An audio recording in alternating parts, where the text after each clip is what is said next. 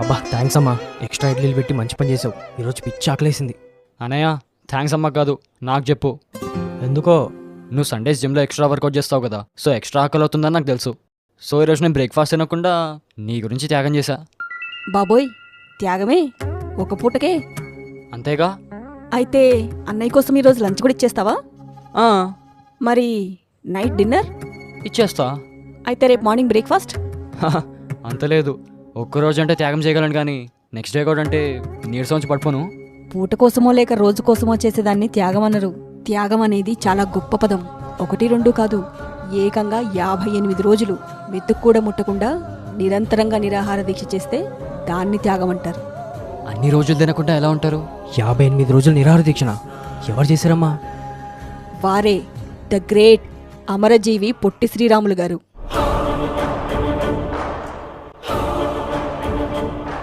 అసలు తనకు అన్ని రోజులు ఫుడ్ త్యాగం చేయాల్సిన అవసరం వచ్చింది?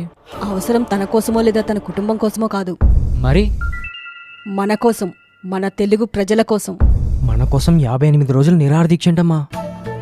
1952వ సంవత్సరం మద్రాస్ ప్రెసిడెన్సీలో, అంటే చెన్నైని ఆ రోజుల్లో మద్రాస్ అనేవారు. అప్పట్లో తెలుగు వాళ్లకు జరుగుతున్న అన్యాయాన్ని ఎదిరించి ప్రత్యేక ఆంధ్ర రాష్ట్రం సాధించడం కోసం 58 రోజుల పాటు ఒక్క అన్నం మెతుకు, నీటి చుక్క కూడా ముట్టకుండా ఆయన చేసిన కఠోర దీక్ష ఢిల్లీ పీఠాన్నే కదిలించింది. పొట్టి శ్రీరాములు గారి ఆకలి మంటతోనే భారతదేశంలో భాషా ప్రయుక్త రాష్ట్రాల గురించి చర్చలు మొదలయ్యాయి. చివరికి ఆయన ప్రాణత్యాగం కారణంగానే తొలి తెలుగు రాష్ట్రంగా ఆంధ్రప్రదేశ్ అవతరించింది. వావ్! బట్ నువ్వు చెప్తే గానీ పొట్టి శ్రీరాములు గారి గురించి తెలుసుకోలేకపోయాం. మరంత గొప్ప వ్యక్తికి గుర్తింపు లేకపోవడం ఏంటమ్మా?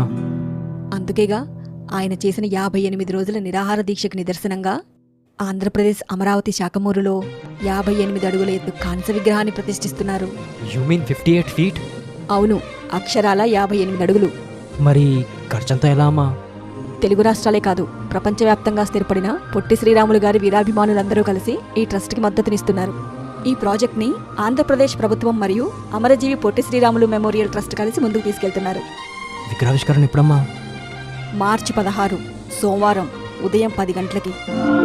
ఇంత గొప్ప త్యాగమూర్తి స్మారక స్థలానికో మంచి పేరు పెడితే బాగుండేదమ్మా. ఆల్రెడీ పెట్టేశారుగా.